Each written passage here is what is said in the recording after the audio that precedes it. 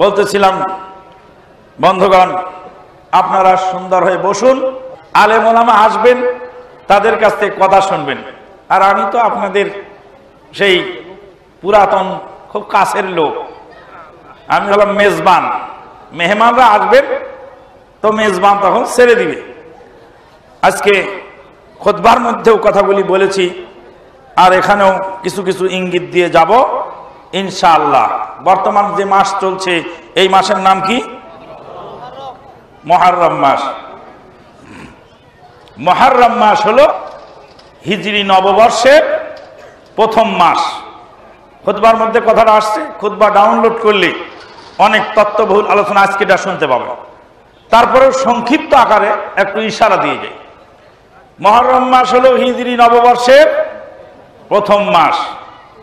এই হিজরি সন চালু করেন সর্বপ্রথম মুসলিম জাহানের খলিফা কে?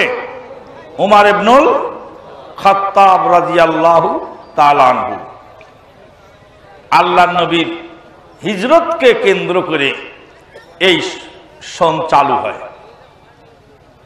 হিজরি সন।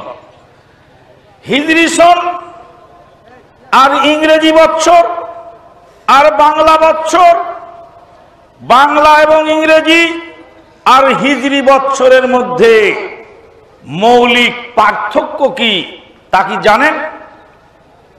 কি পার্থক্য? আজকের যারা খুতবা শুনেছেন তাদের মধ্যেকার এক একজন বলেন কি পার্থক্য?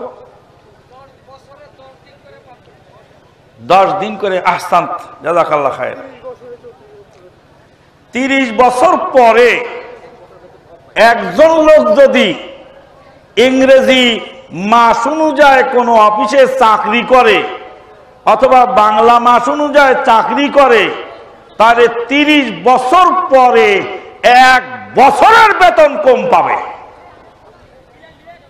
আর যদি আরবি ক্যালেন্ডার অনুযায়ী চাকরি করে তো 30 বছর চাকরি করলে ওই বাংলা ইংরেজির বছরের চেয়ে 1 বছরের বেতন কি পাবে? বেশি পাবে।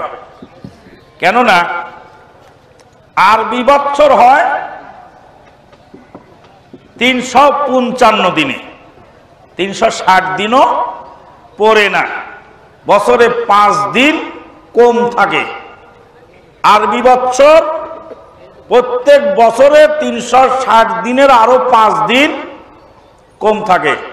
আল্লাহর নবী সাল্লাল্লাহু আলাইহি সাল্লাম বলেছিলেন, আশ-শাহরু হাকাযা হাকাযা ওয়া হাকাযা ওয়াশ-শাহরু হাকাযা ওয়া হাকাযা ওয়া হাকাযা।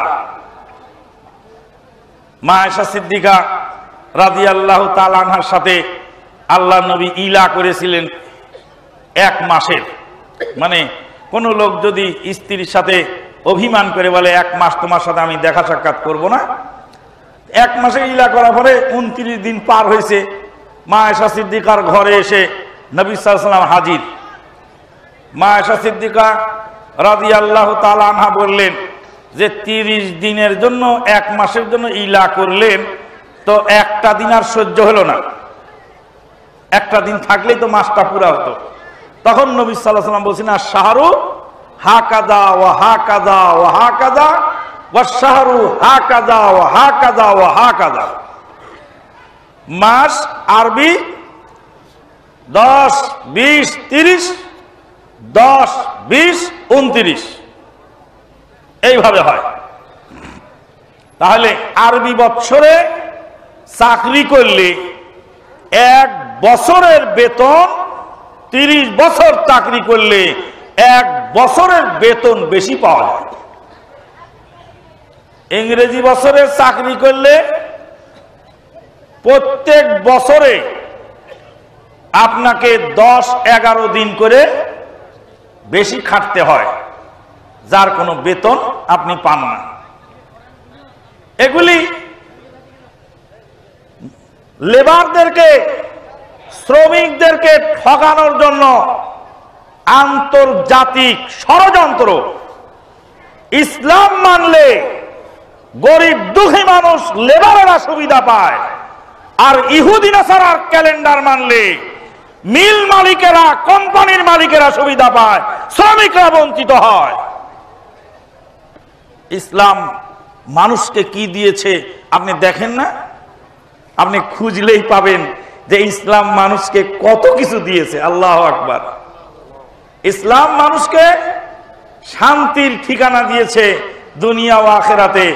ইসলাম মানুষের ইহকাল পরকালকে সাবলীল করার জন্য এসেছে।